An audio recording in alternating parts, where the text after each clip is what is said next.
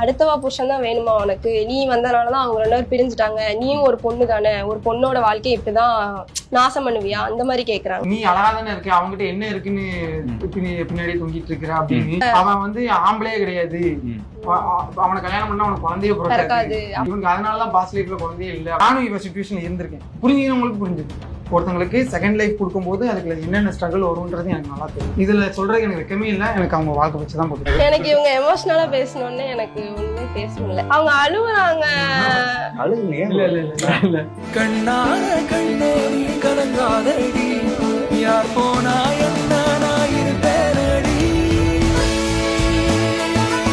அங்க வந்து ஒரு ஜோடியை சுத்துறாங்கப்பா, அதான் அவர் வந்து உடனே அவங்க விருப்பத்திற்காக என்கேஜ்மெண்ட் பண்றாருப்பா. இப்படி பார்த்தா நான் நிறைய என்கேஜ்மெண்ட் சொல்லுவேன். இவர் வந்து சரி ஓகே நம்ம வந்து ஹஸ்பண்ட் மெட்டீரியல் ஏத்துக்கலாம்ப்பா. எப்போனா அவங்க லைஃபை விட என் லைஃபை பத்தி நிறைய யோசிக்க ஆரம்பிச்சாங்க. என் கூட சேர்றதுனால